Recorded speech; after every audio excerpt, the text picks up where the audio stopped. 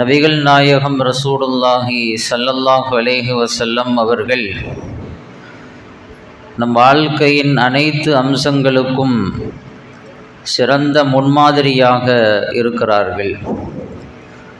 வாழ்வின் அனைத்து அம்சங்களையும் எப்படி செய்ய வேண்டும் என்பதை நமக்கு காண்பித்து கொடுத்தார்கள்.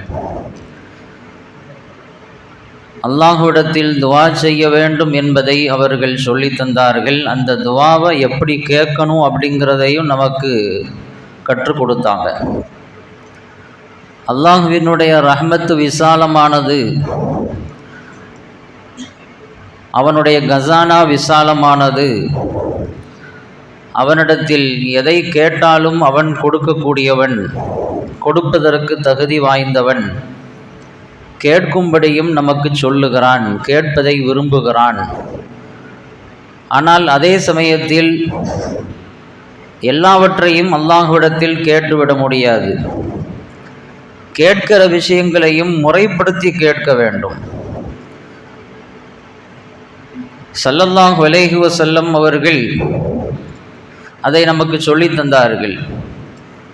அல்லாஹ்விடத்தில் துவா செய்யும் பொழுது நீங்கள் கவனமாக துவா செய்யுங்க. கேட்கக்கூடாத விஷயத்தை கேட்டு உங்களுக்கு நீங்களே சோதனைகளை ஏற்படுத்தி கொள்ளாதீர்கள் என்று சொன்னார்கள். எதை கேட்கணும், எப்படி கேட்கணும் அப்படிங்கிறத கற்றுக் கொடுத்தாங்க.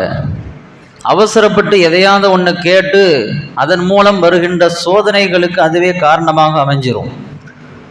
ஸல்லல்லாஹு அலைஹி வஸல்லம் அவங்க ஒரு நபித்தோழர் ஒருவர் நோய்வாய்ப்பட்டிருக்கிறார் என்பதற்காக அவரை சந்திக்கிறதுக்கு போனாங்க. அவர் ரொம்ப உடஞ்சி போய் இருந்தார், எலும்பும் தோலுமாக படுத்திருந்தார். நல்ல இருந்த ஒரு சஹாபி தான். திடீர்னு அவருக்கு இந்த மாதிரி நிலை வந்துடுச்சு. அவரை பார்த்த உடனே ஸல்லல்லாஹு அலைஹி வஸல்லம் அவங்க வியந்து போனாங்க. நல்ல இருந்த மனுஷன் இப்படி ஆயிட்டாரு அப்படின்னு சொல்லி பார்த்தாங்க. என்னாச்சு அப்படின்னு கேட்டாங்க. தெரியல. ஸல்லல்லாஹு அலைஹி வஸல்லம் அவங்க அடுத்து கேட்டாங்க, அல்லாஹ்விடத்தில் எதுவும் துவா கேட்டீங்களா அப்படின்னு கேட்டாங்க. ஆமான்னாரு.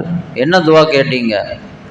அவர் சொன்னார், யா அல்லாஹ், மறுமையில் எனக்கு ஏதாவது நீ தண்டனையை கொடுக்கறதாக இருந்தால் மறுமையில் கொடுத்துறாத, உலகத்திலே தந்துரு அப்படின்னு கேட்டேன். எனக்கு ஏதாவது மறுமையில் தண்டனையை வச்சிருந்தா மறுமையில் நீ கொடுத்தா அது என்னால் தாங்கிக்க முடியாது.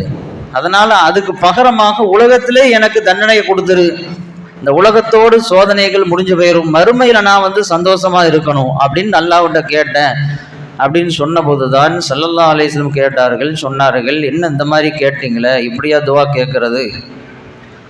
அல்லாஹ்விடத்தில் இப்படியா துவா கேட்பது? சோதனைகளை கேட்டு வாங்கிட்டீங்களே, மறுமையில் அல்லாஹ் கொடுக்கக்கூடிய தண்டனைகள் எவ்வளவு பிரமாண்டமானதாக இருக்கும். அதை உலகத்தில் கொடுத்தா மனிதர்களால் தாங்கிக்க முடியுமா? இப்படி கேட்கக்கூடாது. நீங்கள் ரப்பனா ஆத்தினா ஃபித் துன்யா ஹசனா ஓஃபில் ஆஹிரதி ஹசனா என்று கேட்டிருக்க வேண்டாமா?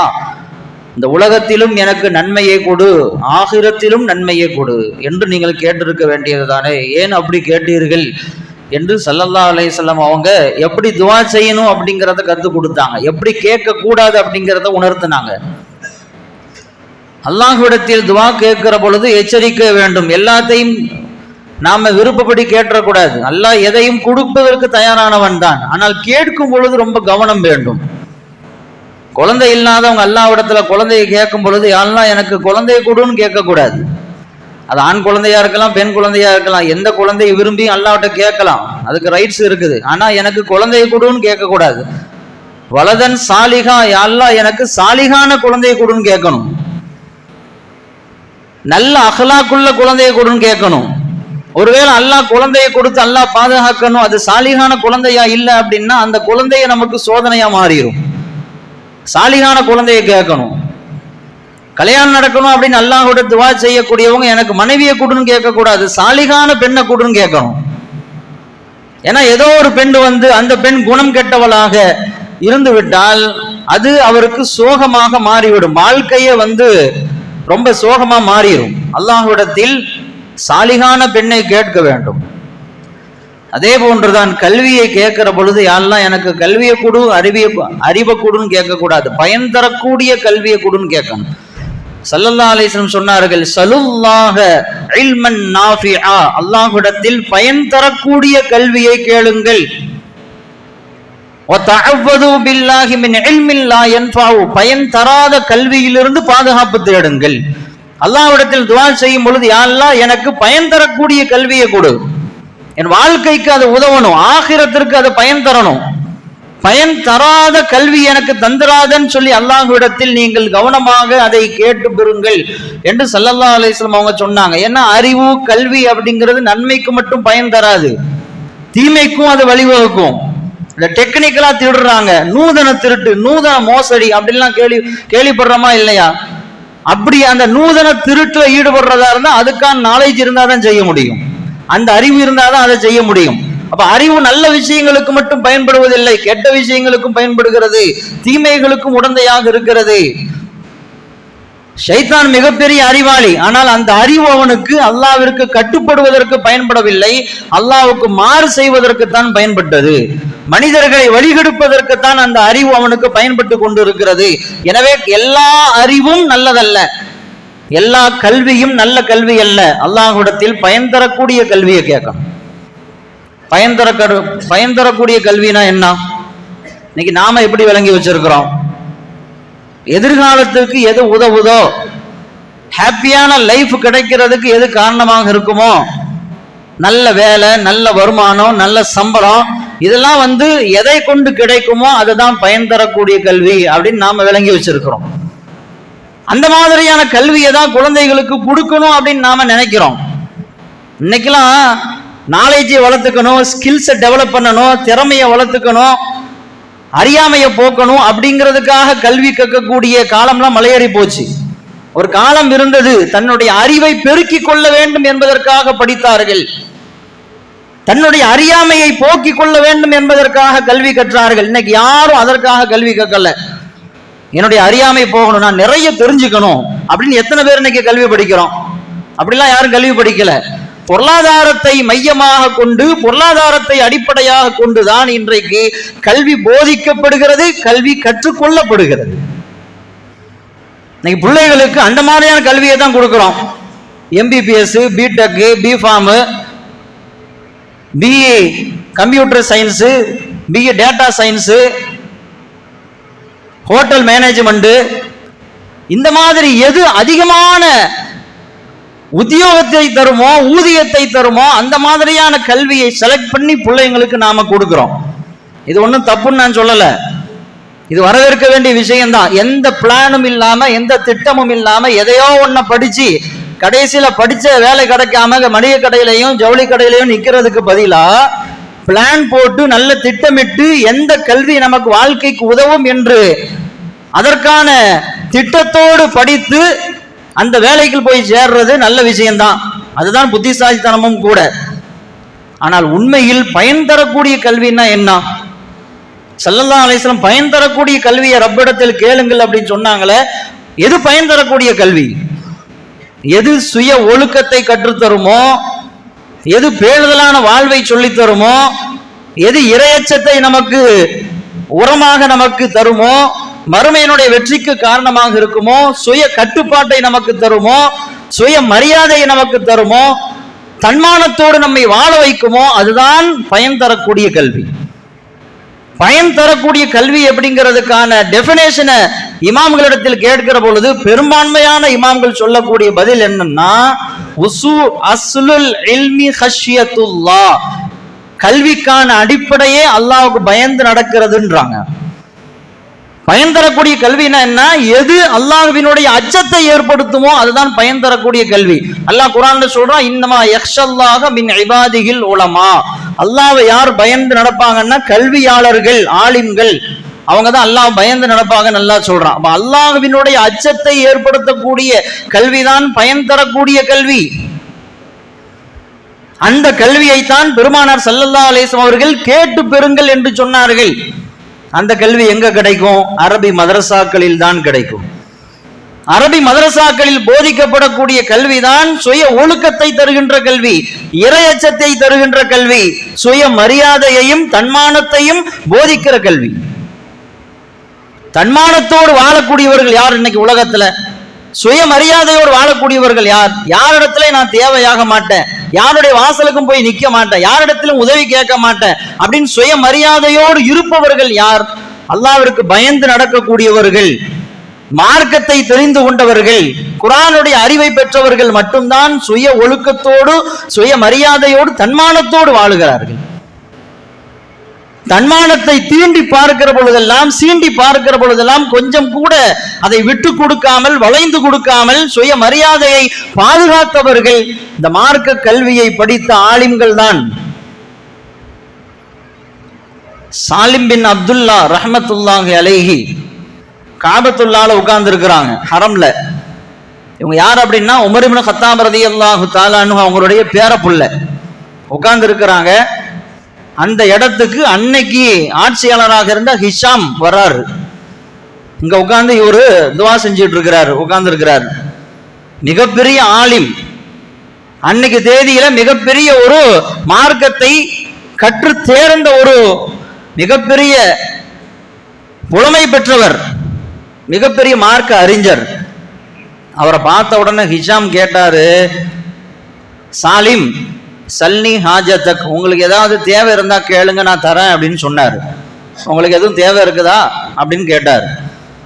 உடனே அவரு சொன்னாரு, அஸ்தஹி மினல்லாஹி அன் அஸ்அல ஃபீ பைத்திஹி கைரஹு, நான் உட்கார்ந்து இருக்கிறது பள்ளிவாசல்ல, அல்லாஹ்வினுடைய இறை இல்லத்துல, அல்லாஹ்வினுடைய இறை இல்லத்துல உட்கார்ந்துகிட்டு அல்லாஹ்ட்ட கேட்காம அல்லாஹ்வால் படைக்கப்பட்ட ஒரு படைப்பினிடத்தில் கேட்பதற்கு நான் வெட்கப்படுகிறேன், அது அசிங்கமா நினைக்கிறேன். இந்த வார்த்தை ரொம்ப கவனிக்கத்தக்க விஷயம். பள்ளிவாசல உட்கார்ந்துக்கிட்டு அல்லாஹ்ட்ட கேட்காம மற்றவங்கள்ட்ட போய் நம்முடைய புலம்பலை எல்லாம் வெளிப்படுத்துறது இன்னைக்கு நிறைய பாக்குறோமா இல்லையா? பள்ளிவாசல உட்கார்ந்துக்கிட்டு எனக்கு அந்த கடன் இருக்கு, அப்படி இருக்கு, இப்படி இருக்கு, வாழ்க்கையில கஷ்டம் இருக்கு, யார்கிட்டயும் ஒருத்தட்ட புலம்பிட்டு இருப்போம். அல்லாஹ்ட்ட புலம்புறதை விட்டுட்டு பள்ளிவாசல் அல்லாஹ்விடத்தில் துஆ செய்யப்பட வேண்டிய விஷயம். அல்லாஹ் கேளுங்கிறான், நான் தர்றேங்கிறான். அல்லாஹ்ட்ட கேட்கறத விட்டுட்டு, அல்லாஹ்ட்ட புலம்புறதை விட்டுட்டு யார் யார்கிட்ட இன்னைக்கு நம்ம புலம்பிட்டு இருக்கோம். அவர் சொன்னாரு, அல்லாஹ்வுடைய மஸ்ஜிதுல உட்கார்ந்துக்கிட்டு அல்லாஹ்ட்ட கேட்காம உங்கள்கிட்ட நான் கேட்பேன், அப்படி கேட்கறதுக்கு நான் வெட்கப்படுகிறேன் அப்படின்னாரு. அப்படியா? இவரை விடக்கூடாது, எப்படியாவது இவர் தன்மானத்தை சீண்டி பார்த்துடணும், எப்படியாவது நம்ம இடத்தில் தேவையாக வச்சிடணும் அப்படின்னு ஹிஷாம் நினைச்சாரு. பள்ளிவாசல கேட்க மாட்டீங்கல்ல அப்படின்னு சொல்லிட்டு வெளியே வர்றதை வெயிட் பண்ணிக்கிட்டே இருந்தார். வெளியே வந்தார் சாலிம். அப்ப கேட்டார், இப்போ நீங்க சொல்லுங்க, சல்னி ஹாஜத்துக்கு, உள்ள இருந்து எதையும் கேட்க மாட்டேன்ட்டீங்க, பள்ளி விட்டு வெளியே வந்தாச்சு, இப்போ ஏதாவது உங்களுக்கு தேவை இருக்குதா, நான் தரேன் அப்படின்னு சொன்னார். அப்ப அவரு சொன்னாரு, அவர் கேட்டாரு, மின் ஹாஜத்தி துன்யா அவ் ஹாஜத்தில் ஆஹிரா, கேட்டா தரேன்னு சொல்றீங்க, உலகத்தினுடைய தேவையா மறுமையினுடைய தேவையா, எதை நீங்க சொல்றீங்க? மறுமையினுடைய தேவை என்னால எப்படி பூர்த்தி செய்ய முடியும்? உலகத்தினுடைய தேவை உங்களுக்கு ஏதாவது இருந்தா சொல்லுங்க, நான் வந்து கொடுக்கிறேன் அப்படின்னு சொன்ன பொழுதுதான் சாலிம் ரஹ்மத்துல்லாஹி அலைஹி சொன்னாங்களா, உலகத்தினுடைய தேவையை நான் ரப்பிடத்திலேயே கேட்பதில்லை, என்னை படைத்த ரப்பிடத்திலேயே எனக்கு காசை கொடு, பங்களாவை கொடு, வீட்டை கொடு, காரை கொடு, வசதியை கொடு, அல்லாஹ்ட்டே நான் கேட்க மாட்டேன், உங்கள்கிட்ட போய் நான் கேட்பேன் அப்படின்னு சொன்ன உடனே அவர் அசிங்கப்பட்டு போனார் என்று வரலாறு பதிவு செய்திருக்கிறது. எப்படியாவது ஆலிம்களுடைய தன்மானத்தை உரசி பார்க்கணும் அப்படின்னு முயற்சி செய்தவர்கள் எல்லாம் ஒரு காலத்தில் தோற்று போனார்கள். ஆலிம்கள் தன்மானத்தோடு இருந்தார்கள், மார்க்க அறிஞர்கள் சுயமரியாதையை பாதுகாப்பவர்களாக இருந்தார்கள். யாரிடத்திலும் தேவையாகி தன் தன்மானத்தை இழப்பதற்கு அவர்கள் முனையவில்லை. ஷாம்ல மிகப்பெரிய ஒரு மார்க்க அறிஞர் இருந்தார், சயீதுல் ஹலபி என்று அவருடைய பெயர். பள்ளிவாசல்ல உட்கார்ந்து பிள்ளைங்களுக்கு பாடம் நடத்திக்கிட்டு இருந்தார். அப்போ அந்த பள்ளிக்கு அந்த ஷாம்ல இருக்கக்கூடிய ஒரு பெரிய மன்னர் உள்ள வர்றார். இந்த பாடம் நடத்திக்கிட்டு இருக்கிற ஆசிரியர் வந்து கால் நீட்டி உட்கார்ந்து இருக்கிறார். அவருக்கு ஏதோ முட்டு வலி ஏதாவது வலியா இருந்திருக்கும் போல தெரியுது. கால் நீட்டிட்டு உட்கார்ந்து பிள்ளைங்களுக்கு பாடம் எடுத்துட்டு இருக்கிறார். மன்னர் உள்ள என்ட்ராகிறார். பார்த்தா இங்க ஒரு ஆலிம் உட்கார்ந்து இருக்கிறார். பார்த்தா கால் நீட்டி உட்கார்ந்து இருக்கிறார். மன்னர் அவர் பார்க்கிறாரு, இவர் வந்து ஆலிமை பார்க்கிறாரு. ஆனா மன்னரை பார்த்து கொஞ்சம் கூட அவர் தன்னுடைய இருப்பை மாற்றிக் கொள்ளவில்லை. ஒரு பெரிய ஒரு அரசர் வர்றாரு, பெரிய ஆட்சியாளர் வர்றாரு, கொஞ்சம் நாம மரியாதையா இருப்போமா இல்லையா, சேர்ல உட்காந்து எஞ்சிக்குவோம், கொஞ்சம் நம்மளை சரிப்படுத்திக்குவோம், அந்த மாதிரி இவர் பண்ணுவாரு அந்த மன்னர் எதிர்பார்த்தார்.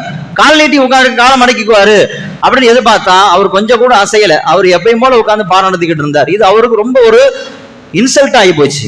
என்ன நம்மளை பார்த்து கூட காலம் மடக்காம உட்கார்ந்து இருக்கிறாரு அப்படின்ட்டு போயிட்டார். அங்க போனவன கூட இருந்தவங்களாம் ஏத்தி விட்டாங்க. உங்களை பார்த்தும் கூட அவருக்கு என்ன திமிரு பார்த்தீங்களா, கால் நீட்டிக்கிட்டு உட்கார்ந்து இருக்கிறாரு. மன்னர் வர்றார, கொஞ்சமாச்சு மரியாதையை காலம் மடக்குவோம் அப்படின்லாம் இல்லாம இப்படி செய்யறாரு, நாம அவரை சும்மா விடலாமா அப்படின்னு ஏத்தி விட்டாங்க. மன்னர் அவருக்கு கோபம் வந்துருச்சு. அவரை கைது செஞ்சுட்டு வாங்க அப்படின்னு சொன்னார். கூட இருந்தவங்க புறப்பட்டாங்க. புறப்பட்டு கொஞ்ச நேரத்துல திருப்பி கூப்பிட்டாரு, கைதுலாம் செய்ய வேண்டாம், கைது செஞ்சனா அதனால பல விளைவுகள் ஏற்பட வாய்ப்பு இருக்குது. ஊரை மதிக்கக்கூடிய பெரிய ஒரு மார்க்க அறிஞராக இருக்கிறார். கைது செஞ்சா அதன் மூலமாக பெரிய விபரீதங்கள் ஏற்படும். அவருக்கு சாதகமாக ஆதரவாக இருக்கக்கூடியவர்கள் கிளர்ச்சி செய்ய ஆரம்பிச்சிருவாங்க. அதனால அப்படி செய்ய வேண்டாம், இந்தாங்க ஒரு 1000 பொற்காசுகளை கொடுத்து அரசர் கொடுத்தாரு அப்படின்னு சொல்லி கொடுங்க அப்படின்னு சொல்லி கொடுத்து விட்டார். நேரா போனாங்க. இந்த மாதிரி மன்னர் உங்களுக்கு 1000 பொற்காசுகளை கொடுத்து விட்டுருக்கிறாரு. அதாவது அவருடைய திட்டம் என்னன்னா, காசு கொடுத்து அவரை தன்னுடைய வழிக்கு கொண்டு வந்துடலாம். உலகமே மதிக்கிறது, ஊரை மதிக்கிறது, நம்ம மதிக்கப்பட வேண்டிய இடத்துல அவர் மதிக்கப்படுறாரு அப்படிங்கிற ஒரு பொறாமை தான் அந்த மன்னருக்கு. அவரையும் நமக்கு கீழ்படிய வைக்கணும் அப்படிங்கிற ஒரு திட்டத்துல காசு வாங்கிட்டாரு அப்படின்னு சொன்னா நம்ம சொல்ற பேச்சுக்கு தலையாட்டி தான் ஆகணும் அப்படின்னு சொல்லி காசை கொடுத்து விட்டார். காசை கொண்டு நீட்டின ஒன்னு அவர் சொன்னாரா, இன்னல்லதி மத்த ரிஜ்லைஹி லா யமுத்து யதைஹி, காலை நீட்டி கொண்டிருந்த மனிதர் எக்காலத்திலும் கையை நீட்ட மாட்டாரும் போய் சொல்லுங்க அப்படின்னு சொல்லி விட்டுருக்கிறார். காலைத்தான் நீட்டுவாரே தவிர கையை என்னைக்கு நீட்ட மாட்டார். கொடுங்க அப்படின்னு வாங்கக்கூடிய பழக்கம் எனக்கு இல்லை. என்னோட எதையாவது கொடுத்து நான் என்ன வாங்க வச்சு உங்களுக்கு கீழே என்னை அடிபணிய வைக்கலாம் நினைக்கிறீங்களா? என் தன்மானத்தை உரசி பார்க்கிறீர்களா? சுய மரியாதையை உரசி பார்க்கிறீர்களா? எக்காலத்திலும் நான் கை நீட்டி எதையும் வாங்க மாட்டேன் அப்படின்னு சொல்லி விட்டாரா அந்த சயீதுல் ஹலபி ரஹமத்துல்லாஹி அலைஹி அவர்கள். இந்த தன்மானத்தை மார்க்க அறிவுதான் கொடுக்கிறது, மதரசாவினுடைய கல்விதான் கொடுக்கிறது. அருமையான பெருமக்களே, ரமதான் முடிந்து அரபி மதரசாக்கள் திறக்கப்படுகிற இந்த காலகட்டத்தில் அரபி மதரசாக்கள் குறித்து நாம் சிந்திக்க வேண்டும். அரபி மதரசாவில் என்ன கற்றுக் கொடுக்கப்படுகிறது? குர்ஆன் கற்றுக் கொடுக்கப்படுகிறது, ஹதீஸ் சொல்லித்தரப்படுகிறது. குர்ஆனுடைய விரிவுரை, ஹதீஸினுடைய விளக்க உரை, மார்க்க சட்டம், மார்க்க சட்டத்திற்கான அடிப்படை கூறுகள், ஹதீஸினுடைய அடிப்படை நுணுக்கங்கள், தஃப்சீருடைய அடிப்படை நுணுக்கங்கள், வரலாறுகள், கொள்கைகள், வானவியல் சார்ந்த விஷயங்கள், சொத்து பிரச்சனை, சொத்து பிரிக்கக்கூடிய அந்த வாரிசுரிமை சட்டங்கள் என்று சுமார் 17 கலைகள் ஒரு ஆலிமுக்கு சொல்லி தரப்படுகிறது அரபி மதரசாவில். இன்னைக்கு வேற நீங்க படிப்பை எடுத்து பாருங்க, கல்வி எடுத்து பாருங்க, ஏதாவது ஒரு டிபார்ட்மெண்ட்ல தான் அவங்க தேர்ச்சி பெற்றிருப்பாங்க. ஒரு டாக்டர் படிக்கிறாருன்னா அவர் மருத்துவம் தெரிஞ்சிருக்கும் அவருக்கு, அவ்வளவுதான். இன்ஜினியர் அவருக்கு தெரியாது. இன்ஜினியர் படிக்கக்கூடியவருக்கு மருத்துவம் தெரியாது. வக்கீலுக்கு படிச்சவருக்கு டாக்டர் பத்தி தெரியும், மருத்துவத்தை பத்தி தெரியாது. அவர் எந்த துறையில படிக்கிறாரோ அந்த துறை சார்ந்த அறிவு தான் அவருக்கு இருக்கும்.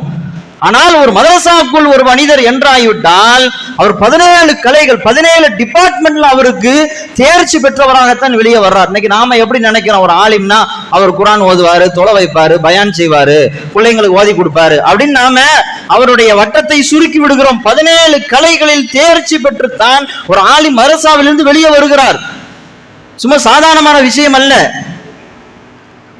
அத்தோடு சேர்த்து இன்றைக்கு சுய ஒழுக்கத்தையும் அந்த மதரசா கற்றுக் கொடுக்கிறது, பேணுதலான வாழ்வை சொல்லித் தருகிறது. எல்லாத்தையும் இன்னைக்கு ஒரு இரையச்சமான வாழ்விற்குரியவராக ஒருத்தரை பரிசுத்தமான நிலையில் மதரசாக்கள் இன்றைக்கு வெளியாக்குகிறது.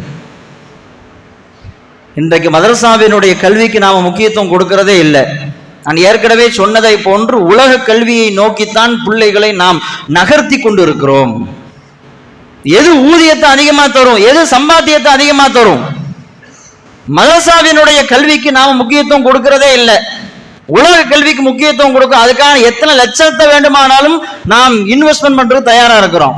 ஒரு மருத்துவம் படிக்கிறதுக்கு சுமார் இன்னைக்கு 50 லட்சம் ரூபாய் இல்லாம மருத்துவம் படிக்க முடியாது, கொடுக்க தயாரா இருக்கிறோம்.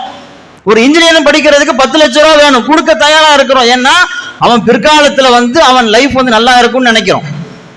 பொருளாதாரத்தை அடிப்படையாக கொண்டு செயல்படக்கூடிய கல்வியைத்தான் பிள்ளைகளுக்கு கொடுக்க நினைக்கிறோம். மதரசாவினுடைய கல்வி பிள்ளைகளுக்கு தேவையில்லைன்னு நாம ஒதுங்கிக்கிறோம்.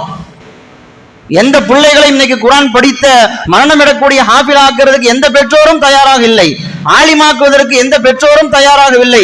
வேதனையான விஷயம் என்னன்னா, ஆலிம்களே தங்களுடைய பிள்ளைகளை மதரசாவுக்குள்ள சேர்க்கிறதுக்கு யோசிக்கக்கூடிய நிலை வந்து விட்டது. அதற்கு காரணம் பொருளாதாரம். மதரசால கொண்டு போய் பிள்ளைங்களை விட்டா என்ன நடக்க போகுது? காசு பார்க்க முடியாது, சம்பாதிக்க முடியாது, 10-15 வாங்கிட்டு இருக்கணும். இதுக்கு நாம பிள்ளைங்களை கொண்டு போய் படிக்க வைக்கணுமா, ஓத வைக்கணுமா அப்படின்னு நினைக்கிறோம். அருமையான பெருமக்களை, நன்கு விளங்கிக் கொள்ளுங்கள். பொருளாதாரத்தை அடிப்படையாக கொண்டு இன்னைக்கு நாம உலக கல்வியை பிள்ளைகளுக்கு நாம கொடுத்துடுறோம். பிள்ளைங்க நல்லா படிச்சிடறாங்க, வேலைக்கும் போயிடுறாங்க, சம்பாதிக்கிறாங்க, வாழ்க்கையில மேல வந்துடுறான். ஆனா ஒழுக்கத்துல ஜீரோ, பேணுதலான வாழ்க்கை ஜீரோ, இறையச்சத்துல ஜீரோ, நடத்தைகள்ல ஜீரோ. கஷ்டப்பட்டு அவனை படிச்சு மேலுக்கு ஒரு உயர்ந்த நிலைக்கு கொண்டு வரணும்னு சொல்லி பாடுபடக்கூடிய, தியாகங்களை செய்யக்கூடிய பெற்றோர்களையே உதாசீனப்படுத்தி செல்லக்கூடிய நிலைகளை இன்றைக்கு பார்க்கத்தானே செய்யறோம். ஆலிம்கள் என்றைக்கும் பெற்றோர்களை நிந்திப்பதில்லை, ஆலிம்கள் பெண்களை தலாக் விடுவதில்லை, குடும்பத்தில் ஆலிம்களுடைய குடும்பங்கள்ல பிரச்சனைகள் வருவதில்லை. நல்ல ஒழுக்கவியலை மதரசாக்கள் தான் கற்றுத் தருகிறது. பொருளாதாரம் வேண்டும் தான், நான் உலக கல்வி வேண்டாம் சொல்றதுக்கான இந்த ஜும்மாவை நான் பயன்படுத்தல. உலக கல்வி வேணும் தான், ஆனால் ஒழுக்கத்தோடு சேர்ந்த கல்விதான் அவனுக்கு எல்லா காலத்திலும் பயன் தரும். ஒழுக்கம் இல்லாமல் வெறுமனே அறிவை மட்டும் கொடுத்து கொண்டிருந்தால், கல்வியை மட்டும் கொடுத்து கொண்டிருந்தால் அது நிச்சயம் ஆபத்தாகத்தான் அமையும். அவனுக்கு மட்டுமல்ல, நமக்கும் சேர்த்து தான். அதை பெற்றோர்கள் உணர்ந்து கொள்ள வேண்டும். மார்க்கம் இல்லாத, தீன் இல்லாத கல்வியும் பயனற்றது, மார்க்கம் இல்லாத பொருளாதாரமும் பயனற்றதுதான். காரூனுக்கு எல்லாம் எவ்வளவு செல்வத்தை கொடுத்திருந்தான். அவருடைய கசானாக்கள் வச்சிருக்கக்கூடிய அந்த ரூமினுடைய சாவிகளை சுமக்கிறதுக்கு மட்டும் 60-40 ஒட்டகைகள் போகும் அப்படின்னு சொல்றாங்க. அந்த சாவிகளை சுமக்கிறதுக்கு மட்டுமே 40 ஒட்டகைகள். எவ்வளவு செல்வத்தை எல்லாம் கொடுத்திருந்தான். ஆனால் அந்த செல்வம் அவனை பாதுகாக்கல, அழிவைத்தான் கொடுத்தது. காரணம், அவன்கிட்ட அறிவு இல்லை, மார்க்கம் இல்லை, தீன் இல்லை. பொருளாதாரம் இருந்தது, மார்க்கம் இல்லாத காரணத்தினால் அந்த பொருளாதாரம் அவனுக்கு அழிவை தந்தது. அல்லாஹ் அபூ லஹபை குறித்து சொல்கிறான், அவனுடைய பொருளாதாரம் அவனை பாதுகாக்கவில்லை. செல்வத்தை கொடுத்திருந்தான், தீனை கொடுக்காததுனால, தீன் அவன்கிட்ட இல்லாததுனால அந்த பொருளாதாரம் அவனுக்கு அழிவை ஏற்படுத்தியது. பொருளாதாரம் மட்டும் இருந்தால் அது நிச்சயமாக அழிவைத்தான் தரும். மார்க்கத்தோடு இணைந்த பொருளாதாரம் வேண்டும், மார்க்கத்தோடு இணைந்த கல்வி வேண்டும். அதுதான் உலகத்திலும் சரி மறுமையிலும் சரி வெற்றிக்கு காரணமாக இருக்கும். பெருமக்கள் பொருளாதாரத்தை எச்சரிக்கிறாங்க. பொருளாதாரம் அப்படிங்கிறது, காசு பணங்கிறது தேள் மாதிரி. தேள் கொட்டிடுச்சு அப்படின்னு சொன்னா அதனுடைய விஷம் தலைக்கேறி மௌத்தா போயிடுவான் ஒரு மனிதன். அந்த பொருளாதாரத்தை சரியான முறையில் பாதுகாப்பு அம்சங்களோடு கையாளவில்லை என்றால் இதுதான் நடக்கும்னு எச்சரிக்கிறாங்க. பாதுகாப்பு அம்சம் என்னன்னு கேட்கும் பொழுது அவனுக்கு தீன் இருக்கணும், மார்க்கம் இருக்கணும். அந்த மார்க்கம் இருந்தால்தான் அவன் எப்படி சம்பாதிக்கணுங்கிறது அவனுக்கு தெரியும், எதுல செலவழிக்கணுங்கிறதும் அவனுக்கு தெரியும். மார்க்கம் இல்லை, அறிவு இல்லை அப்படின்னு சொன்னா அவன் கண்ட மணிக்கு சம்பாதிப்பான், கண்ட வழியில செலவழிப்பான், கடைசியில் அவனுக்கு அழிவு ஏற்பட்டுவிடும் என்று எச்சரிக்கிறார்கள். மார்க்கம் நமக்கு கிடைச்சிருச்சு, பிள்ளைங்களுக்கு நாம தீனை கொடுத்துட்டோம் அப்படின்னா அவனுக்கு பொருளாதாரம் கிடைக்காதுன்னு விளங்காதீங்க. மதரசாக்களை கொண்டு விட்டுட்டோம், அவன் ஆலிமாக்கிட்டான், ஆபீஸ் ஆக்கிட்டான், அவன் வாழ்க்கையில சோட போயிடுவான், வாழ்க்கையில அவன் முன்னேறாம போயிடுவான், அடுத்தவன்ட்ட கையேந்த நிலை வந்துடும் அப்படி மட்டும் நினைக்காதீங்க. இல்மை கொடுத்து விட்டால் அல்லாஹ் எல்லாத்தையும் சேர்த்தே கொடுத்துருவான். அல்லாஹ் குர்ஆன்ல என்ன சொல்றான் தெரியுமா? யூத்தில் ஹிக்மத மையஷா, ஞானத்தை அவன் விரும்பியவர்களுக்கு தான் அல்லாஹ் தருகிறான் அப்படின்னு சொல்லிட்டு, ஒமை யூத்தல் ஹிக்மத ஃபகத் ஊதிய கைரன் கசீரா, யாருக்கு அல்லாஹ் ஞானத்தை கொடுத்து விட்டானோ அவனுக்கு அதிகமான நலவுகளை அவன் கொடுக்கப்பட்டு விடுவான். எல்லா நலவுகளும் அவனுக்கு கிடைச்சிரும். எல்லாம் கிடைக்கும் பொழுது பொருளாதாரம் கிடைக்காம இருக்குமா? பொருளாதாரத்துக்கே அல்லாஹ் குர்ஆன்ல ஒரு இடத்துல கைர் அப்படின்னு தான் பயன்படுத்துறான். அமா துன்ஃபிகு மின் கைரின் ஃபலி அன்ஃபுசிக்கும், நீங்கள் பொருளாதாரத்தை நீங்கள் நல்ல வழிகளில் செலவழிச்சா அது உங்களுக்கு பயன் தரும் அப்படின்னு சொல்லி பொருளாதாரத்தை சொல்லும் பொழுது கைர் அப்படின்னு சொல்றான், நலவுங்கிறான்.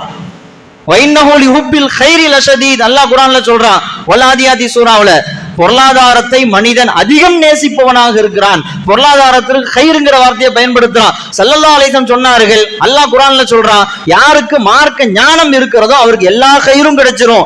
பொருளாதாரம் கிடைக்கத்தானே செய்யும். இந்த தீனை நாம் தேர்வு செய்து கொண்டால், பிள்ளைகளுக்கு தீனை கொடுத்துட்டோம் அப்படின்னா, அவன் பொருளாதாரத்துல அவன் பின்னடைவை சந்திப்பான் மட்டும் நினைக்காதீங்க. அல்லாஹ் பொருளாதாரத்தை நிச்சயமா கொடுப்பான். வாழ்க்கையின் உயர்வுக்குத்தான் இந்த தீன் காரணமாக இருக்குமே தவிர என்றைக்கும் வாழ்க்கையில் அவன் சோடை போவதற்கு இந்த மார்க்க அறிவு, மார்க்கத்தினுடைய கல்வி, மதரசாவினுடைய கல்வி காரணமாக என்றைக்கும் இருக்காது. சுலைமான் அலைஹிஸ்ஸலாம் அவங்கள்ட்ட அல்லாஹ் என்ன கேட்டான்? உங்களுக்கு கல்வி வேணுமா, ஆட்சி அதிகாரம் வேண்டுமா, செல்வம் வேண்டுமா? மூணுல ஏதாவது ஒன்ன சூஸ் பண்ணுங்கன்னா சுலைமான் அலைஹிஸ்ஸலாம் மார்க்க அறிவை சூஸ் பண்ணாங்க. எதை கேட்டாங்க? எனக்கு கல்வி வேணும்னு கேட்டாங்க. அல்லாஹ் கல்வியை மட்டும் கொடுக்கல, பொருளாதாரத்தையும் கொடுத்தான், ஆட்சியையும் கொடுத்தான். அவங்க கேட்டது ஒண்ணுதான், அவங்க எடுத்து கொண்டது ஒண்ணுதான். ஆனா அல்லாஹ் கொடுத்தது மூணையும் சேர்த்து கொடுத்தான். மார்க்கத்தை யார் தேர்வு செய்து கொண்டார்களோ அவர்கள் வாழ்க்கையில் உயர்வைத்தான் சந்திப்பார்களே தவிர வாழ்க்கையில் கீழ்நிலைக்கு அவங்க போக மாட்டாங்க.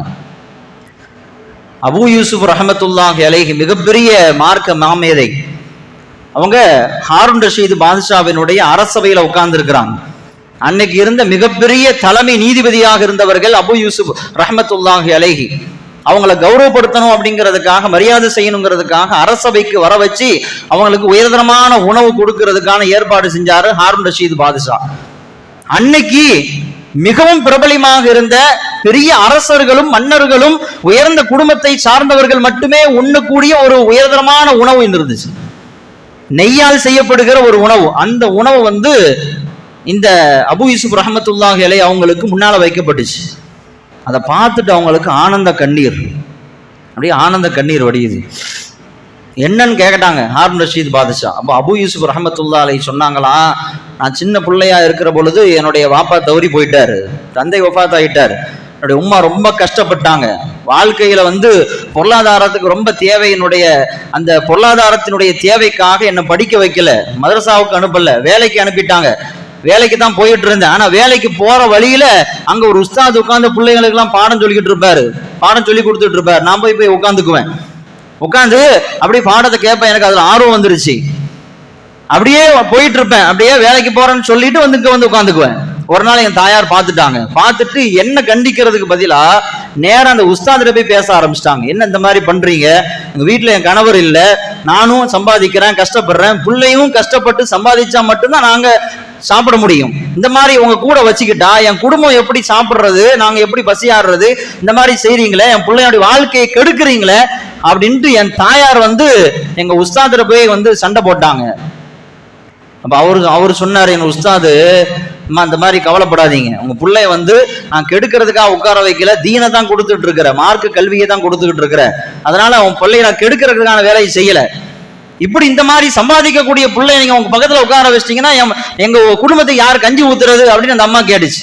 அப்போதான் அந்த உஸ்தாது சொன்னாங்க, அந்த உஸ்தாது வேற யாரும் இல்ல, அபூ ஹனீஃபா ரஹ்மத்துல்லாஹி அலைஹி. அவங்க சொன்னாங்க, நீங்க கவலைப்படாதமா, உன் பிள்ளை என்ன சம்பாதிச்சு உன் குடும்பத்துக்கு தரானோ அந்த காசை மாசம் மாசம் நான் கொடுத்துறேன், பிள்ளை என்கிட்ட கொடுத்துருங்க, புள்ள என்கிட்ட கொடுத்துருங்க, புள்ள உனக்கு என்ன சம்பாதிச்சு கொடுக்குறானோ அதை மாசம் மாசம் நான் உனக்கு தந்துடுறேன் அப்படின்னு சொன்னா அந்த அம்மா சம்மதிச்சுட்டு போயிடுச்சு. அந்த அபூ யூசுப் ரஹ்மத்துல்லாஹி அலைஹி அவர்களை அபூ ஹனீஃபா ரஹ்மத்துல்லாஹி அலைஹி தத்தெடுத்து கொண்டார்கள். தத்தெடுத்து கொண்டு அவர்களுக்கு தேவையான எல்லா கல்விகளையும் கொடுத்தார்கள். அவர்களை மிகப்பெரிய மாமேதையாக உருவாக்கினார்கள்.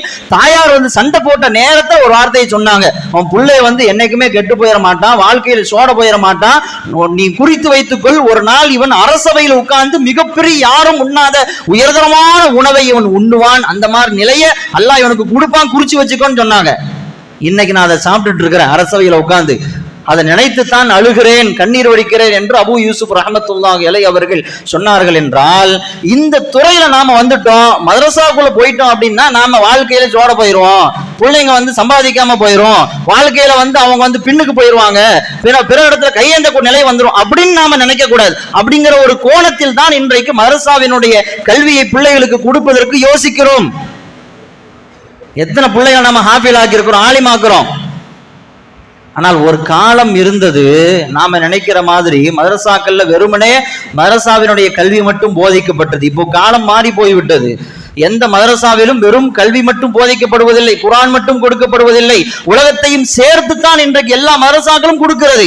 மதரசாக்கள் இன்றைக்கு டிகிரி இருக்கிறது, டிப்ளமா இருக்கிறது, கம்ப்யூட்டர் நாலேஜ் இருக்கிறது, தொழில் கல்வி கற்றுக் கொடுக்கப்படுகிறது, டிரைவிங் லைசன்ஸ் எடுத்து கொடுக்கப்படுகிறது. கேரளா போன்ற மாநிலங்களில் இன்றைக்கு ஆலிம் ஒரு அட்வொகேட்டாக வந்து கொண்டிருக்கிறார்.